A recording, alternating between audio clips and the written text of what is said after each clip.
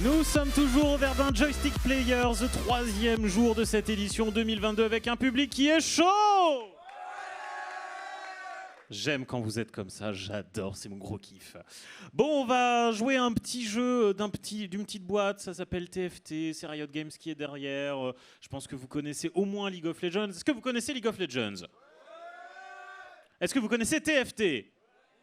Un peu moins déjà, hein, on sent que c'est un peu moins connu. Bon, le principe de TFT, c'est très simple, c'est un auto-chess. Le jeu se joue plus ou moins tout seul, il faut quand même placer ses unités, tenter de les améliorer. On va vous expliquer tout ça dans quelques instants puisqu'on va suivre la finale de ce tournoi. Et si je dis on, c'est parce que je suis accompagné par Seb pour ce cast. Un grand bruit pour Seb, s'il vous plaît.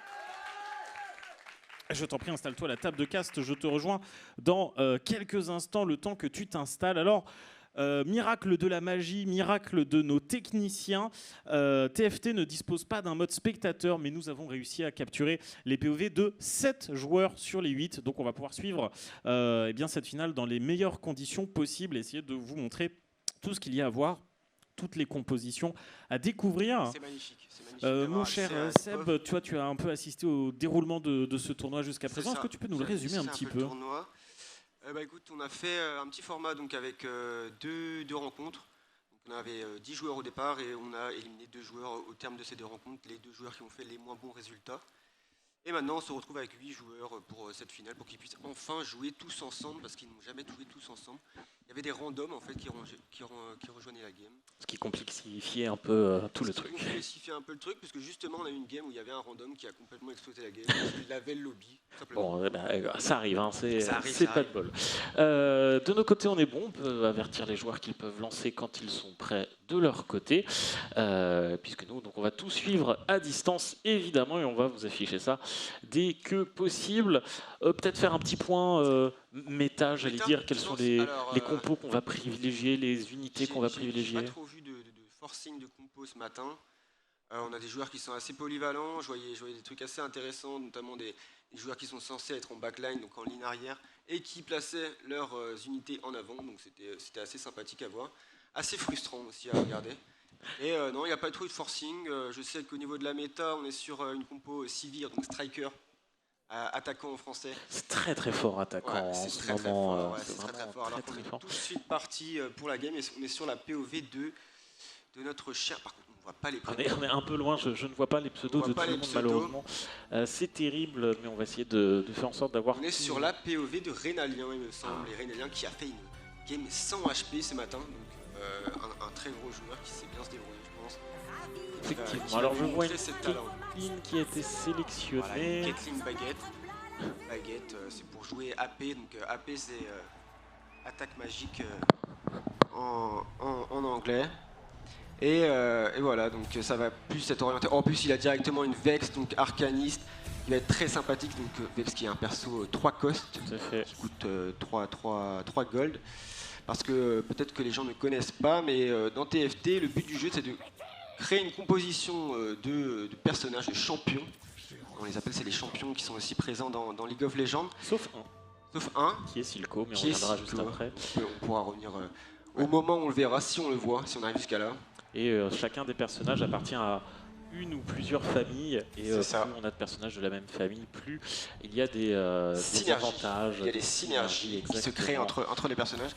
Voilà, et là, on voit par exemple le joueur qui est parti sur un début de compo Yordle, donc 2 personnages de la famille Yordle. Je pense qu'il va partir demain sur bouclier d'arcaniste. Je crois que c'est ce qu'il a choisi. C'est ça, parce qu'il a évidemment il a une Vex, comme je t'ai dit, qui est arcaniste Yordle.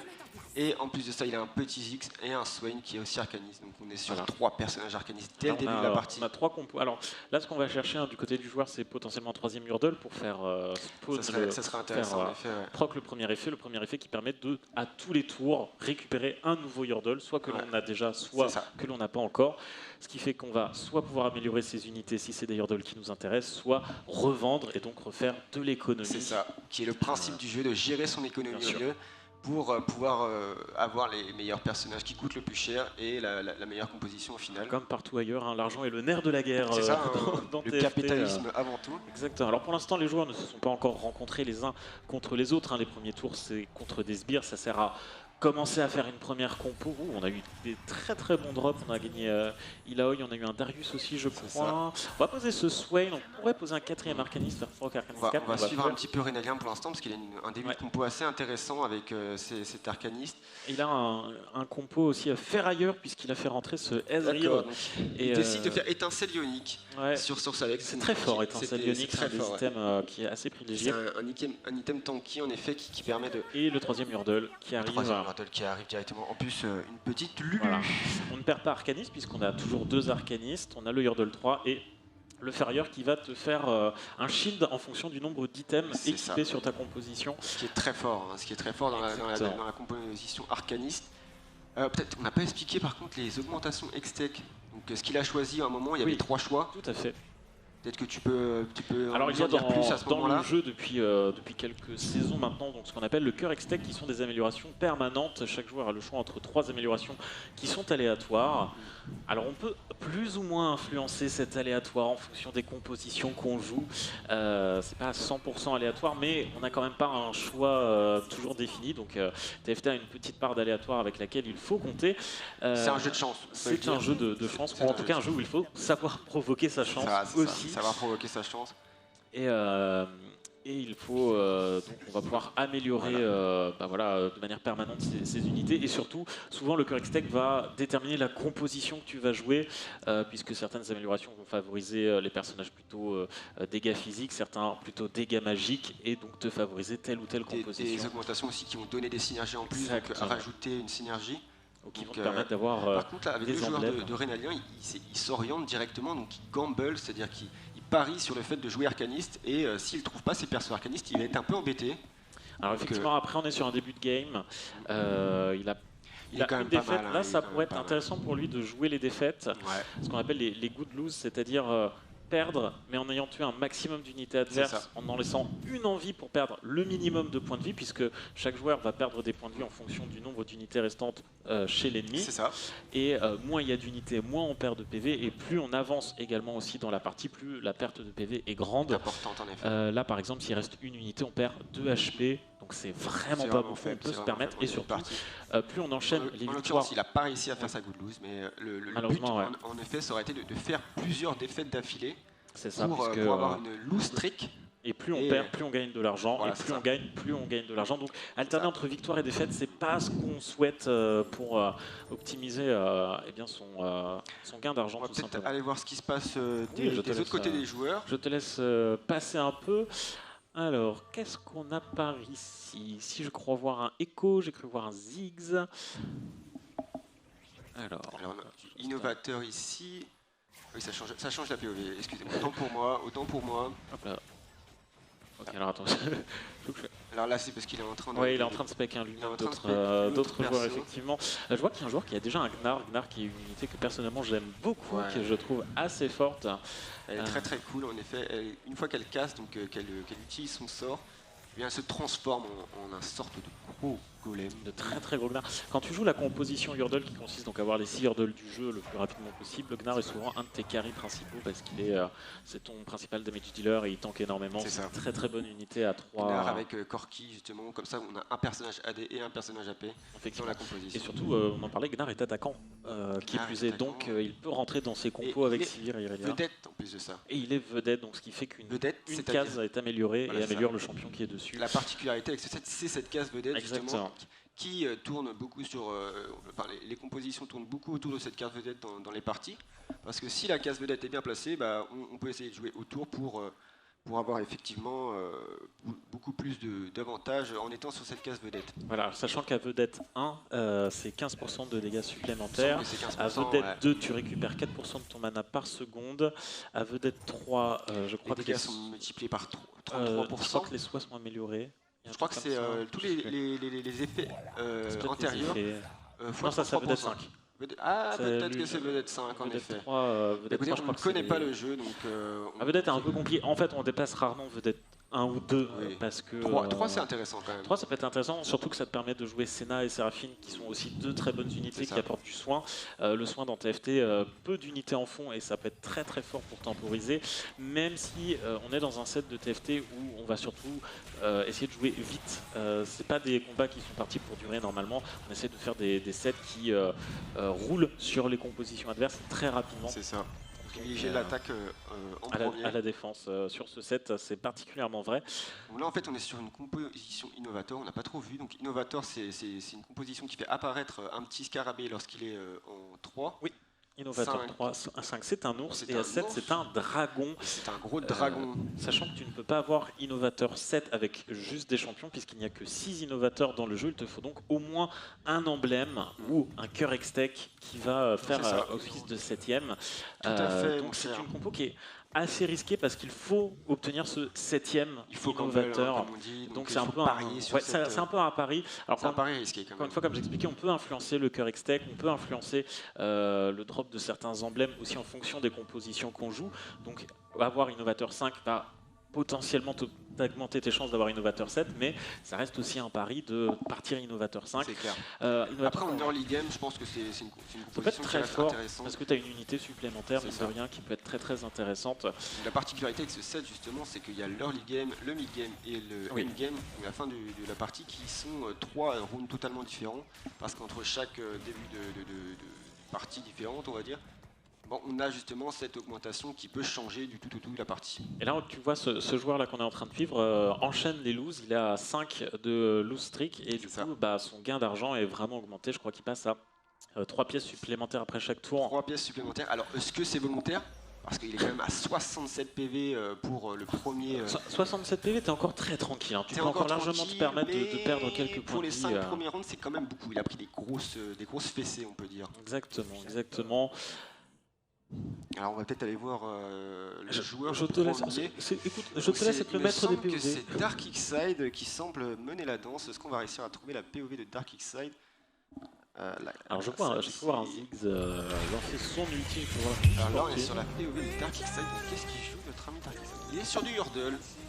Et ben voilà, moi c'est une compo que j'aime beaucoup, Yordle. Je sais que t'aimes beaucoup, les Yordle c'est très amusant. Mais c'est très drôle à jouer et surtout, particularité de la composition Yordle, quand tu as les 6 Yordle au niveau max, tu débloques un 7ème Yordle caché. Qui est le légendaire. Qui est Vegar et qui est très fort, une des meilleures unités de ce set, mais qui est compliqué à obtenir. Très compliqué en effet, parce qu'il faut avoir tous ces Yordle niveau 3, donc il faut assez gérer son économie. Et la petite amélioration de Poppy, il ne manque que 2 Poppy du côté du joueur. La Poppy 3, donc il décide de roll il touche bien, par contre il est un peu bloqué, il peut pas prendre le Zig, il est obligé de lock le Zig. On va être obligé de vendre tout simplement. On a 14 d'économie et le Ziggs 3 qui tombe et le corps 2 également. Très bien fait. Alors, par contre il roll vraiment à 0, donc il a vraiment la compo Yordle a une façon de se jouer très particulière qui est assez différente des autres compositions pour la gestion de l'argent notamment. Donc c'est une compo qui est un peu particulière en effet. Donc là, on peut voir qu'il a trouvé ces personnages donc, qui coûtent un cost, enfin qui coûtent une unité, pardon, excusez-moi. Et le but, ça va être de trouver au fur et à mesure les autres Yordle. Donc, ce qui est intéressant, c'est qu'il est en win streak en Yordle et c'est assez rare. Pour le souligner. Alors ça dépend avec quel Yordle tu vas tomber au début et en général tu vas aimer jouer avec un Blitzcrank aussi qui va te permettre d'avoir Ferrier et Garde du Corps qui vont arriver en même temps. Si tu as Vex, tu vas avoir Arcanis, donc tu vas avoir 4 familles un peu activées en même temps, 4 bonus activés en même temps. Blitzcrank qui est une unité qui est extrêmement forte, qui va déranger souvent la backline adverse puisqu'avec son grab en début de jeu il va récupérer souvent un des carries de l'équipe adverse. Il va le choper au fond de la map et il va le ramener et le taper tout simplement. Du coup il sera complètement KO pendant 3 petites secondes, il me semble, au début. Et, que c'est ça, et après, il revient, mais c'est un personnage vraiment beaucoup joué. Et du coup, Blitzcrank est très fort et s'intègre parfaitement dans la compo Yordle. On vient de voir un Blitzcrank là rapidement dans le passage. Qui est le petit mécanique, le personnage robot cyborg. Effectivement, je crois que sur la POV du joueur 2, je vois un Blitzcrank qui est posé. Est-ce que je vais réussir à la trouver? Voilà, alors je crois qu'on est parti. Alors je vois pas exactement sur quoi on est parti. Il semble qu'il y a un Blitzcrank, justement, c'est le personnage en jeu. Je vois le Blitz, je vois un Zilean, on a dû partir du coup. Est-ce qu'on n'est pas innovateur aussi là-dessus? Écoutez, tout le monde joue la même composition. C'est vrai qu'il y a des méta dans TFT qui changent assez souvent parce que les mises à jour sont assez régulières, donc c'est quand même assez cool. Alors on va chercher, comme toujours, à avoir surtout, donc, on le disait, striker, donc attaquant en fin de partie ou arcaniste. Oh, en gold, ça c'est plutôt intéressant. Il décide de prendre plateau solaire, donc qui va tout simplement incendier l'entièreté. 20% des HP, je crois. Il semble que c'est 25-30%. Et qui réduit, quoi qu'il arrive, les soins de 50%.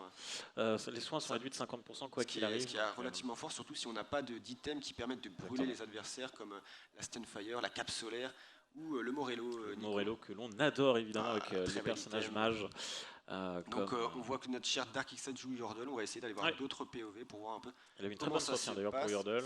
C'est vrai, on va voir ce qu'il en retourne. Un joueur de Blitz, on voit que là sur son banc il a un Blitz, il a un Singed aussi. On est définitivement parti innovateur sur cette. Alors là c'est intéressant parce que c'est un personnage qui a eu l'augmentation Tiny Tan Tan, donc qui permet d'avoir 35 PV supplémentaires. Et d'aller jusqu'à 135 PV max. 135 PV, donc il y a parfois des joueurs qui se demandent comment il a fait, c'est un cheater, le tricheur, comment on fait. Et non. Juste l'augmentation qui le permet. Effectivement. Alors sachant que c'est pas mon amélioration préférée, moi je préfère celle qui te permet de te déplacer beaucoup plus vite et qui te redonne 2 HP après chaque tour, qui te permet de tempo énormément en fait, parce que si tu gagnes, enfin si tu perds moins d'HP, et si tu gagnes, tu regagnes de la vie. De jouer justement le streak de manière assez simple. Beaucoup plus safe. Et on voit ici, je disais, Gnar, une excellente unité. On voit qu'il est très peu inquiété. Il est niveau 2, donc c'est qui l'a niveau 2 ? C'est justement Dark X7 qui joue Yordle. Oui, POV 6, je crois, si j'ai bien suivi. Mais on est donc ici sur. On sait très bien ce qu'il va jouer, donc on va aller voir un peu ailleurs comment ça se joue. Effectivement, donc sur cette roulette, donc là, évidemment, les joueurs ont accès au choix des pics en fonction de leur positionnement dans le classement. Plus tu es bas dans le classement, plus tu as accès vite. Ce qui fait qu'être dernier, c'est aussi une façon de jouer pour plus facilement sécuriser tes items ou tes unités.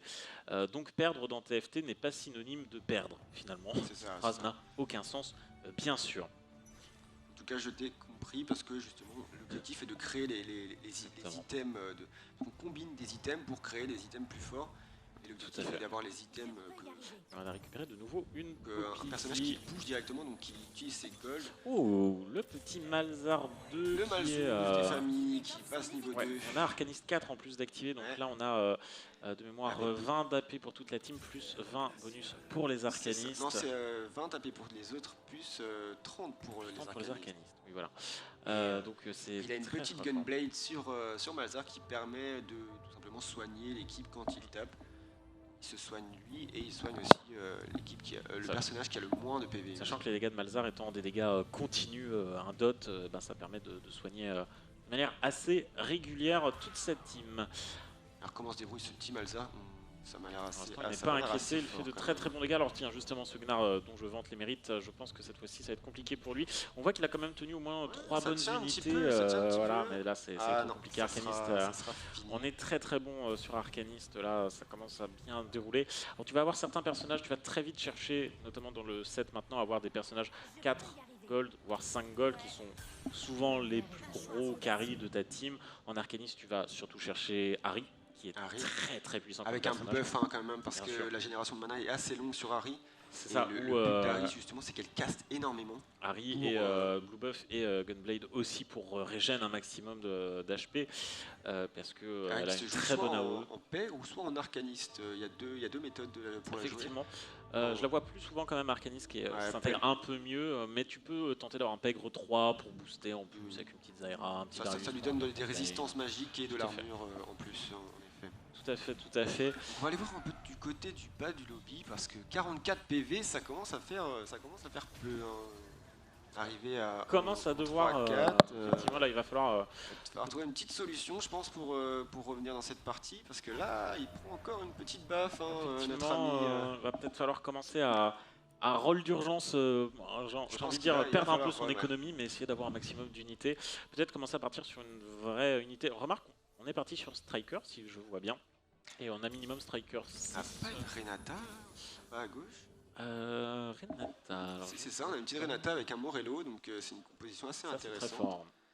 C'est très très fort, mais dans cette composition, est-ce que c'est vraiment la solution? Je suis pas sûr.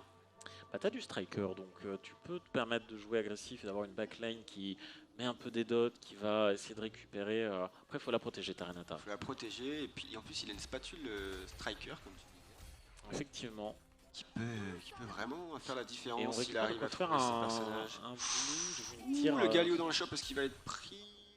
Le joueur qui hésite, le Galio qui est un colosse, donc le colosse qui coûte 2 unités sur le terrain. C'est ça, Galio qui a une petite particularité, c'est qu'il est tellement gros qu'il prend la place de 2 unités et non pas d'une. On ne voit plus que lui sur la map, en plus il est vedette, donc c'est vraiment la vedette sur le terrain.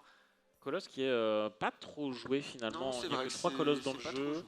On voit rarement des Alistar, on voit rarement c'est Shogat, hein, si l'ami Shogat, le troisième colosse. Voilà.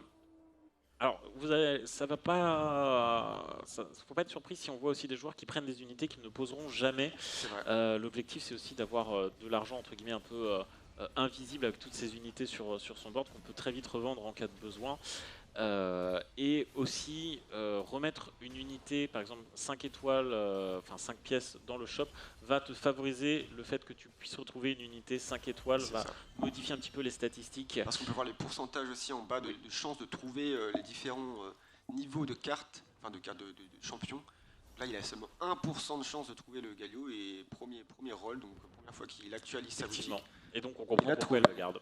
Donc, bien sûr, la chance du dernier, hein, parce qu'il lui reste 27 petits PV à notre ami ZK Freezy, qui est là en difficulté ici.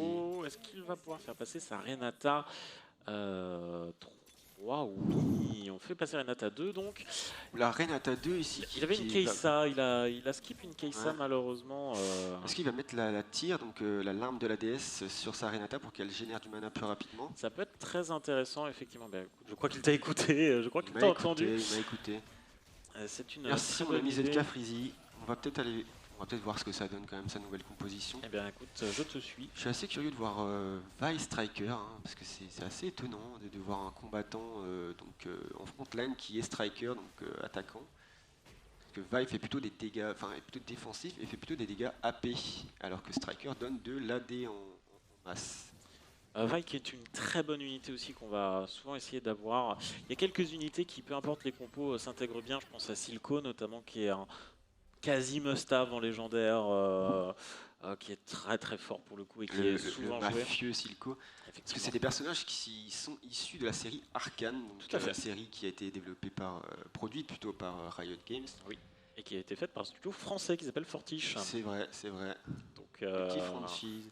Petite série française, on en est bien content. On est bien fiers en effet, parce qu'elle est vraiment sympathique.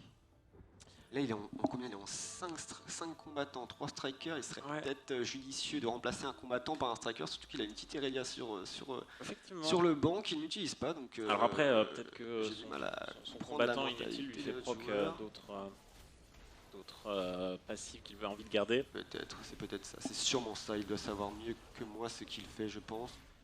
Sachant qu'on a un peu l'écran en réduit, on n'a pas toujours toutes les subtilités de toutes les compos.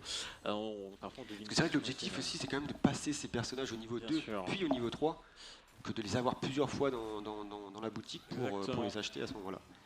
Et Renata, tu vois, qui finalement lui permet de gagner. Permet de gagner, donc 2 victoires d'affilée, donc ça se passe plutôt bien pour lui maintenant. On va aller voir ce que ça donne du côté de notre ami Smalex. Smalex qui va chercher, je pense. Il y a de quoi pour la Renata finir ce blue buff. Hein, la petite Kaisa qui a été prise, hein, donc la Kaisa qui est une carte légendaire très puissante. Je sais pas que cette Lulu soit pas plus récupérée alors qu'elle a de quoi compléter Enfin, elle a une tire, donc elle peut totalement faire un blue buff si on a une tire d'avance. Donc j'avoue que je suis assez surpris. Et je suis en train de voir que notre ami Yordle, le maître des Yordle, est toujours en train de gagner. Hein, donc on est sur une game sans HP, aucun PV perdu. Et il a Yordle 6 d'activer, donc il a tous ses Yordle. Donc, une fois que tous les 6 Yordles sont activés, ils génèrent leur sort plus rapidement parce qu'ils ont il faut 25% de mana en moins. 25% en effet. En gros, tu castes plus souvent et encore une fois, comme on le disait avec Gnar, qui a un ulti particulier qui fait qu'il se transforme dans un premier temps avant de lancer des rochers partout. Tu peux faire en sorte que le Gnar se transforme à la première seconde de fight et du coup soit vraiment très puissant très rapidement. Par contre, je comprends pas pourquoi il joue AD sur l'ami Corki, qui est plutôt un personnage aussi AP.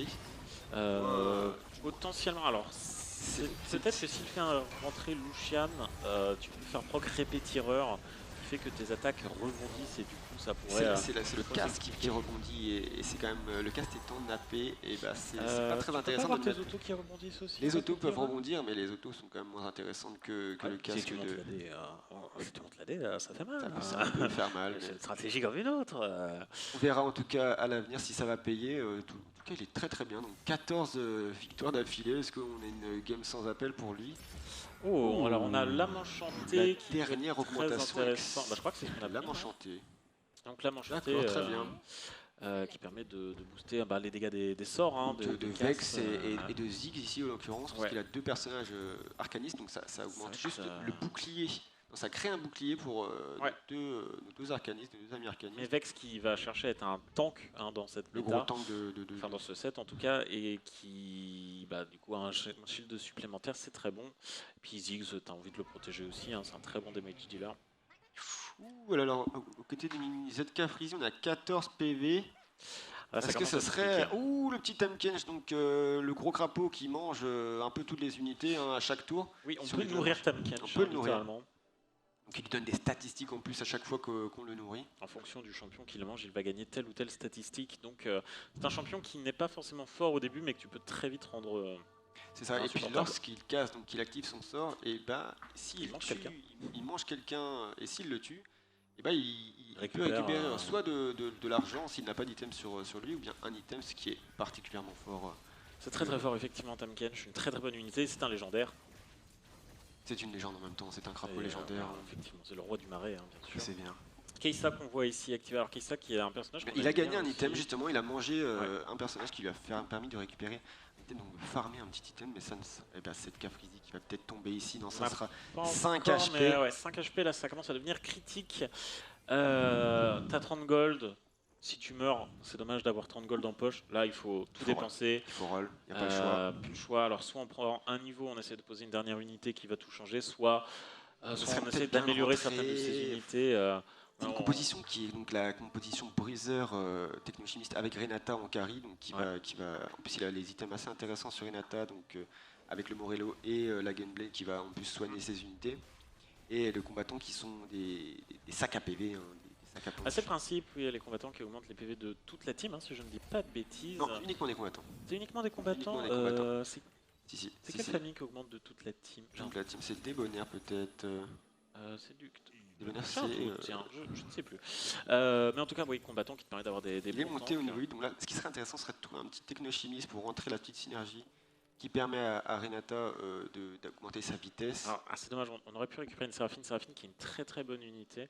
Il y a une compo qui se joue tout autour de Séraphine d'ailleurs, qui s'appelle Séraphine et ses copines, qui est très drôle et qui, je crois que le principe c'est donc tu mets Séraphine et 2-3 autres carry à côté et tu fais une front lane avec 2-3 personnes. En innovateur peut-être je sais plus si c'est innovateur ou pas, mais l'idée c'est qu'en gros c'est pas forcément une compo qui va synergiser dans les familles, mais les personnages sont tellement forts que du coup ça crée une synergie même sans en avoir, c'est assez drôle à voir. En tout cas peut-être que le joueur qui va tomber ici, on a peut-être le premier... Oh, je crois qu'il y a un personnage qui est tombé. Je crois qu'on a perdu quelqu'un, c'est le joueur 7. Le joueur 7 qui est tombé, qui a terminé. Malheureusement on perd ici notre premier joueur, alors est-ce qu'on va perdre... Et on perd un deuxième joueur, donc... On perd notre ami ZK Freezy qui était en combattant avec sa petite Renata qui n'a pas suffi, donc le top 8. Ouais. Pour notre ami ZK Freezy, donc il nous reste 8e et 7e. Il nous reste donc 6 joueurs, effectivement. Alors est-ce que notre ami en Yordle est toujours en train de gagner, avec le petit yo-yo? Avec 16 victoires, si je vois bien. Là, le but dans sa compo va être très simple, passer le plus rapidement possible tous ses Yordle 3 étoiles et récupérer ce Veigar. Je vois qu'il a raté une Jinx qui aurait été vraiment très intéressante dans cette composition. Jinx rentre très fort, tu peux la rentrer à la place d'un Blitz pour continuer à avoir faire ailleurs. Mais même de la Senna qui, pour moi, un peu inutile dans cette game, bien qu'elle rentre Enchanter et Vedette, mais c'est quand même plus intéressant d'avoir des dégâts en plus. Effectivement. Après, l'avantage c'est que Senna a un heal de zone très puissant et c'est une très bonne unité pour ça. Ça peut te permettre de tempo suffisamment. Et là ce Gnar, ce monstre, finalement, Gnar. Vous avez quand même une petite game Warwick. Ouais. Warwick, le loup, qui est en train de massacrer un peu tous les Yordle. Ça va être pour Warwick. Et c'est la première défaite de notre ami maître des Yordle. Un Warwick 3 avec soif de sang, ça ne pardonne pas, ça fait très mal. C'est soif de sang qu'il avait? Je crois, oui. Alors, où est notre ami Warwick? Non, il a Ginzo et Titan. Ah non, c'est Ginzo, pardon, et Titan. Bon, après, ça passe donc. Warwick qui a été nerf il n'y a pas très longtemps parce qu'il n'y a pas très longtemps, on voyait que des Warwick. Fort heureusement, il était un peu fort, effectivement. Et tout le monde spammait Warwick. S'il n'y avait pas de Warwick dans une game, c'était finito pipo. Et là, oui, donc le Warwick qui est plutôt bien en vrai dans cette composition. On va voir. Dans cette partie. Alors, il y a certaines compositions dans TFT, c'est un peu du pierre-feuille-ciseaux, c'est-à-dire que certaines compositions vont être trop fortes contre la tienne et toi tu vas être trop fort contre certaines compositions et du coup ça fait des fois un peu un triangle. Ça fait que des fois toi tu vas avoir du mal à battre un certain adversaire mais qui va perdre contre tous les autres parce que là le counter à ta compo mais c'est le seul et du coup c'est pas parce que tu exploses une composition que tu peux pas perdre contre une autre. C'est ça, c'est exactement ça. On a perdu ça. 2 nouveaux joueurs, on n'a pas vu qui c'était. Il nous reste 4 joueurs. On a peut-être perdu J4 dont on n'a pas la POE malheureusement. On n'a pas la POE de J4 et si tu excusera. Là, on va arriver sur la fin de partie, donc avec beaucoup de tension, je pense, au niveau des joueurs. On arrive dans le top 4, donc là, ça va commencer à devenir un peu plus tendu. On va rencontrer plus souvent les mêmes adversaires, donc les compos vont commencer à beaucoup plus se jouer dans l'idée de contrer les autres. On va commencer à essayer de trouver les points faibles de chaque composition adverse. C'est de regarder un peu où se placent les champions adverses. Exactement ça. En scoutant justement.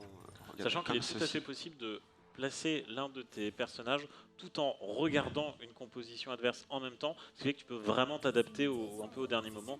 Et c'est souvent qu'on voit des pros prendre leur personnage le plus important, le déplacer jusqu'au dernier moment et le placer à la toute fin avant d'avoir... C'est un peu le moment technique dans TFT et un peu le seul moment où tu dois vraiment... Sachant que dans TFT, tu ne connais pas ton adversaire suivant, tu ne le sais pas. Sur ce nouveau set, ils viennent de rajouter justement les potentiels adversaires. Avec le Zephyr, tu as la clairvoyance qui est donc une amélioration du Curex Tech qui te permet d'obtenir un Zephyr et la possibilité très frustrant aussi pour l'adversaire parce que ça lève en fait un de tes personnages pendant quelques secondes. Oui. Ce qui l'empêche tout simplement de jouer. Ce qui te permet de t'adapter aussi à sa compo. Donc c'est toujours un avantage. C'est fort jusqu'au moment où c'est du 1v1 où là, bon bah forcément tu connais ton adversaire. Mais là, ça peut rien à ce moment-là. Après, tu as toujours un Zephyr qui est quand même un item. C'est toujours un très très bon item. Vous avez quand même un Malzahar niveau 3 ici, avec un Galio, toujours la petite Vex qui passe bien, mais la Vex ne passera pas niveau 3 parce qu'il y a 2 joueurs qui veulent la jouer. Et ce qui peut vraiment contrer justement le joueur Yordle qui veut essayer de trouver la Vex au 3e niveau. Ça va être compliqué. En fait, il faut savoir que dans la boutique, il y a un certain nombre de champions qui est limité. Et donc si une personne a un certain nombre de champions, une autre personne ne pourra pas les trouver parce qu'ils ne seront tout simplement plus dans la boutique. Exactement, ça limite énormément et donc il y a aussi un intérêt à essayer d'avoir certaines unités le plus rapidement possible, notamment quand tu joues Yordle. C'est pour ça justement, je pense qu'il a roll assez intensément. De bloquer tous les autres joueurs qui pourraient être intéressés par les joueur Arcanist qui quand même... c'est très fort Arcanist, on a une Harry, on a cette Harry qui est d'ailleurs sur la case vedette, qui vient d'être déplacée. Mais... Une trappe clos, donc la trappe clos qui lui permet, si elle s'active sur 3 personnages et elle permet d'être insensible au premier cast qui la touche. Donc, tout à fait. Un item vraiment très fort en late game, en fin de partie qui... On a des belles unités dans le shop, hein. Je vois cette petite Irelia là, tous les joueurs de Compo Striker là, ils sont en mode prends. Et la petite Serachan aussi qui est tout à droite, qui n'est pas prise. On tenait canon, on l'aurait prise évidemment. Le petit Galio là, faire son petit ulti juste avant. Bon, on a eu des items plutôt intéressants. Alors là, il me reste la POV numéro 2. La POV numéro 2 a perdu aussi. On est sur la POV numéro 3, toujours le Warwick. Tout à fait. La POV numéro 5, qu'est-ce qu'on a ici? On a des belles choses dans la boutique aussi, on a 2 légendaires. On a notre ami Silco justement, le mafieux qui est là présent. On a une Keisa qu'on peut faire passer 2 là. Keisa assassin. Là il faut revendre des unités, là il faut bloquer le shop. On a bloqué le shop. J'espère qu'il ne va pas perdre, hein. J'espère que ça va pas perdre ici. Parce qu'il n'aura pas cette Keisa, est-ce qu'il va le regretter? C'est très terrible, mais c'est mieux aussi. Hein. Keisa assassin, je trouve ça assez surprenant. Avec une petite yeux, c'est vrai que ça peut être très fort. Hein, alors ça dépend du bonus mutant, mais certaines... parce que le bonus mutant change à chaque partie. J'ai bien peur que notre ami va perdre ici contre les Yordle. Est-ce qu'il va perdre 18? Est-ce que ça va... Oh, c'est dommage, moins 2, il ne pourra pas acheter sa Keisa et pas avoir Keisa 2. Place, malheureusement. Je pense que Keisa 2 ça aurait été suffisant pour pour détruire. Je veux pas. On va pas s'avancer trop. Je veux pas m'avancer trop, mais j'ai l'impression que c'est bien parti pour la compo Yordle. Compo Yordle ou compo Arcanisme, mais c'est vrai que les deux se battent au coude à coude. Ça va être intéressant. Est-ce que notre joueur de Warwick est toujours présent d'ailleurs? C'est vrai qu'il a tous ses champions niveau 3, il manque un Gnar pour avoir commencé à avoir les Veigar. Pour commencer à avoir les Veigar, effectivement, et en plus on est niveau 8, donc on pourra le poser presque instantanément, puisque on peut enlever largement Senna. Senna, je pense. Enlève Senna, tu enlèves Veigar, 100%. C'est vrai, parce que Veigar, il caste et il tape toute la map. Tu essaies de protéger à fond ton Veigar, tu lui mets un buff si possible. Le but c'est qu'il casse le plus souvent possible. Il fait balance une pluie de météorites, surtout qui est très simple. Une pluie de doudou parce que c'est Veigar. Ça reste quelqu'un de très mignon. C'est Veigar pyjama et le retour de oui, ce fameux Warwick. Le Warwick très puissant ici avec. En plus, il n'a pas un item complet en dernier item et qui roule totalement sur les Yordle. Et peut-être le Gnar 3 qui fera la différence. Gnar 3 c'est très très fort et donc prochain tour on va drop ce Veigar. Alors Veigar qui est indisponible dans la boutique, on ne peut pas l'acheter tout simplement. Il correspond à un légendaire, tu peux le vendre, il te rapporte 5 PO. Ça peut être utile dans certains moments quand tu as déjà Veigar 2 et que tu sais que tu ne passeras pas forcément 3. C'est ça. Déjà Veigar 2. toujours de l'économie en plus, notamment pour passer niveau 9 quand tu as envie de mettre un personnage en plus. Et ben Jinx qui est un très bon complément pour terminer une compo Yordle une fois que tu as un Veigar. Et alors là, c'est le festival des ultis Jinx Veigar. Alors là, tu te régales, hein. Tu frottes tes mains, tes adversaires sont en pleurs, hein, littéralement. C'est la PLS à ce moment-là. Mais si tu drop Jinx, tu peux enlever largement ce Blitzcrank maintenant que tu as Vex, Egnar 3. Moi j'aime beaucoup Blitzcrank en fin de partie, parce que justement il va grab un personnage et ça peut tout changer parfois. Mais et le Yordle qui bat encore son adversaire. Oui, c'est très fort. Bah, là c'était un fantôme. On a perdu un joueur, donc là on est sur les deux derniers. Eh bien c'est la grande finale. Alors, ce qui veut dire que prochain tour il va avoir son Veigar. Il a encore pas mal d'HP. Essaye de prendre une Warmog, donc la Warmog qui va lui donner 2000 PV, 1000 PV. C'est 1000 PV. 1000 PV. Et je pense qu'il va la mettre sur Vex, qui est en général ton tank principal. Et voilà le Veigar qui apparaît de nulle part. Bien sûr. Est-ce qu'il va vendre sa Senna pour mettre le Veigar? Je suis assez surpris que ça aille jusqu'à là. Peut-être bug de POV. Nous avons perdu nos POV malheureusement. On dit que tout est cassé, donc on va essayer de... Bonjour à tous. Écoute, c'est terrible. C'est terrible, on est arrivé sur une finale, donc... On va rattraper ça. Tu mettrais une petite pièce sur qui, toi, le Warwick ou le Yordle? Il a Warmog sur sa Vex maintenant, son Gnar est passé 3, il va pouvoir poser Veigar, le Warwick va pas pouvoir aller chercher Veigar. J'espère qu'on aura au moins cette fin de partie avec le dernier round. Pour la compo Yordle. C'est possible, c'est possible. Pendant que je vois les techniciens courir évidemment dans tous les sens pour nous aider à régler le souci. Ça arrive, c'est les aléas du live. Il y a un truc qui s'était débranché. Tout va bien en tout cas. Voilà, on peut en attendant s'imaginer ce qui se passe. Tout son contraire. Là, tu vois, je vois bien Vex faire un shield. Moi j'aurais bien vu les petits Veigar enfin là balancer ces météorites de doudou. Mais bon. Moi, un moment, quand je jouais Yordle et que je passais niveau 8 et que j'avais pas d'autres unités, je mettais 2 Veigar en même temps. C'est vrai je protège les 2 Veigar et en fait les deux vont caster leurs ultis et c'est très drôle et en général tes adversaires te détestent. C'est super rigolo à voir. Je crois qu'un de mes commentaires qui m'a fait le plus rire, c'est quand j'ai fait top 1 avec Yordle et mon adversaire m'a dit « GG, but you played Yordle ». Je sentais qu'il avait un peu le seum, vraiment en mode « bon, t'as gagné, mais t'étais en easy mode ». Mais j'ai gagné quand même. C'est pas facile de gagner avec Yordle. Si t'as un départ un peu en retard, c'est compliqué de rattraper ton retard. Yordle, c'est soit tu commences bien... Si t'as pas de petites unités dès le début, c'est fini pour toi. Si t'as pas très vite ton X-Poppy et un troisième Yordle intéressant, Corki, Vex... Lulu, t'es pas toujours satisfait de l'avoir tôt. Lulu qui est quand même intéressante parce qu'elle fait un bon soin. Bien sûr, mais c'est pas forcément un bon troisième Yordle, c'est un bon quatrième ou cinquième Yordle, mais c'est pas forcément le Yordle que tu as envie pour activer la composition tout de suite. De toute façon, au début, c'est quand même bien de faire 3 et de mettre des champions un peu en complément avant de pouvoir entrer les 6 lorsque tu es niveau 6. Parce que de toute façon, il n'y a pas de différence entre le moment où tu as 3 Yordle et le temps que tu n'en as pas 6, tu n'as pas trop de différence. Donc tu peux te permettre de tempo, exactement. C'est pour ça qu'on essaie souvent de faire rentrer Blitz quand tu es niveau 4. Comme ça, tu as 3 Yordle. C'est vrai qu'on ne l'a pas dit, mais à chaque fois qu'on monte d'un niveau, en fait, on a accès à un personnage supplémentaire. En fait, on peut placer un personnage en plus sur ton niveau correspond au nombre de personnages que tu peux placer sur ton plateau, sauf si tu as des colosses qui prennent 2 places parce qu'ils sont gros. Ouais, c'est des gros colosses. La vachette qui s'appelle Alistar, Galio, le gros Galio et le Shogat qui... J'ai déjà joué avec quelqu'un qui joue un Alistar en carry. Oui. Qui le monte vitesse d'attaque, dégâts, et comme il est intombable, il dash tout le temps. C'est un enfer à tuer. C'est insupportable. Parce que justement, il paralyse l'équipe adverse pendant un certain moment, mais en plus, grosse zone, donc c'est vraiment très fort. Et là, donc on est sur le 7. Alors je ne sais plus c'est quel numéro du 7, je crois que c'est 7 ou 8. C'est le numéro 6,5. Ils viennent d'annoncer la sortie du 7-7. Ah ouais, effectivement, puisqu'il reste une trentaine ou vingtaine de jours sur ce set actuel. Ok. Mais il nous reste, tu m'as dit, 3 semaines, 2 semaines. Il me semble qu'il reste 3 semaines avant le 7-7. Je sais plus, il faudra que je regarde sur mon pass. Ce qui est assez particulier, c'est qu'à chaque nouveau set, en fait, une nouvelle mécanique est ajoutée au jeu.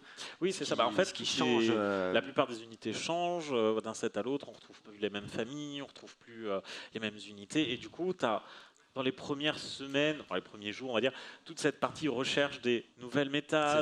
C'est un peu ce qui est le plus intéressant aussi. Et c'est là que le jeu est vraiment joué. Ça, c'est intéressant. Et il y a le plus de joueurs, parce qu'en fin de set, c'est vrai que les métas sont un peu connus et c'est un peu moins joué. Enfin, en fin de set, tu prends plaisir à regarder les pros qui, en un tour, changent 5 fois de composition. Tu te dis, mais on joue pas au même jeu, c'est pas possible. Qu'est-ce qu'ils ont dans la tête D'ailleurs, les Worlds de TFT qui ont lieu la semaine dernière. Oui, que j'ai essayé de suivre. Alors, malheureusement, notre joueur Unid, notre premier français qui a fait 8e. 11e, il me semble. Il a pas fait la finale, justement. Il a perdu en demi-finale. Oui, c'est ça. Et c'est un Chinois, donc Li Liu, qui a gagné la compétition. Effectivement. Les Chinois très forts sur le jeu, qui ont sorti des compositions que les Français ne jouaient pas du tout. Hein. Ils ont été assez innovants pour nous. On comprenait rien, tout simplement. Qu'est-ce qu'ils nous sortaient ils ont une façon de penser le jeu et les joueurs chinois vont avoir une compo qui leur est propre, ils vont la spammer quoi qu'il arrive, et ils jouent tout le temps plus ou moins la même compo, et quand c'est fort, tu as du mal à le contrer. On nous dit que c'est fini, donc on va accueillir. On a raté. Alors, petit bug technique, on imagine que c'est le joueur de Yordle qui a gagné. Moi, ça m'arrangerait, tu vois, dans mon petit cœur, ça me ferait plaisir, évidemment. Tu la colles avant le stream, tu disais, je suis pour un Yordle qui gagne, et peut-être que ça va arriver. En tout cas, on va lui demander comment ça s'est fini, cette fin de partie. Alors, je vais changer de micro. Hop. Il fait chaud, dis donc, avec ces casques. Hein. On se rend pas compte. Hein. On aime bien la chaleur. Fait bon sur scène. Hein. Voilà. Si vous cherchez un bon moyen de bronzer, montez sur scène. Je pense que vous allez voir ce qu'il faut. Alors, je vais essayer de voir si j'ai les petites infos du côté de la régie pour vous donner tout ça. Évidemment, si j'ai un peu plus d'infos. Il me semble que c'est Rénalien qui aurait peut-être gagné à ce moment-là. Il me semble que c'est ça, oui. Hop. Tac. Alors. Rénalien le vainqueur. C'est Rénalia qui l'a emporté. Eh bien, sous vos applaudissements, le gagnant de TFT. Je n'ai pas le trophée. Bon, alors attends, ne bouge pas, je vais te donner un micro. Hop. Alors, figure-toi qu'on a pu suivre tout le match, sauf le 1v1 final. On a eu une petite déco de la POV. Est-ce que tu peux nous expliquer ce qui s'est passé à partir du moment où donc c'est toi qui joues Yordle, si je dis pas de bêtises? Non, justement, ce n'est pas toi. Voilà. Alors à partir du moment où ton adversaire a drop Veigar, on a cut à ce moment-là. Moi, en fait, mon seul espoir de gagner à ce moment-là, c'était de jouer 6 arcanistes. Je pouvais pas le rentrer avant le niveau 9. Donc quand j'ai vu qu'il a touché Veigar, j'ai pushé niveau 9 et j'ai rentré juste un Brand et un Ziggs. Mais au final, ça me donnait le buff et après, je l'ai battu 3-4 fois de suite. Très bien. Tu le sentais comment, toi, pendant tout le long de ce tournoi? Est-ce que quand tu t'es inscrit, tu pensais que tu pouvais gagner? Je pensais au début, oui. Et puis ce matin, j'ai fait 2 games. La première, c'est super bien passé. Et la deuxième, j'ai totalement troll. Donc je me suis dit, si ça se trouve, c'est pas mon jour et on ne sait jamais.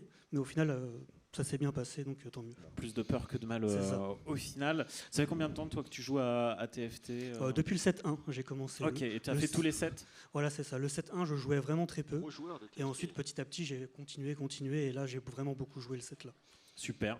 T'as une compo que t'aimes plus que les autres là sur ce set actuel, ou t'aimes bien varier un peu, t'adapter en fonction de ce que le jeu te donne? Ça dépend des augmentes. En général, je me base sur la première augmente, j'essaie de prendre un truc offensif.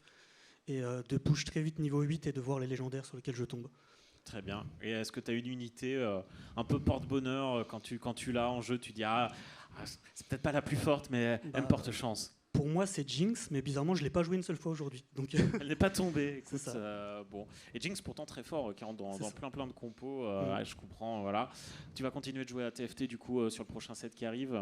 Ouais, dans un mois, je crois, c'est ça. Ouais, à peu près. On en discute, je sais plus si c'était 2 ou 3 semaines. Voilà, ça va arriver vite, évidemment. Est-ce que tu comptes continuer de faire des petits tournois TFT de temps en temps comme ça? Oui, pour moi, c'était le premier et ça s'est super bien passé. Donc, oui, ça c'est même plus que super bien passé. Tu as gagné. Donc, effectivement, ça s'est très bien passé. Et ça fait plaisir. Et ben écoute, on va pouvoir te remettre le magnifique trophée du gagnant de Teamfight Tactics. Je t'en prie, donne-lui directement. Voilà. Tu peux le soulever pour la foule en délire venue t'acclamer.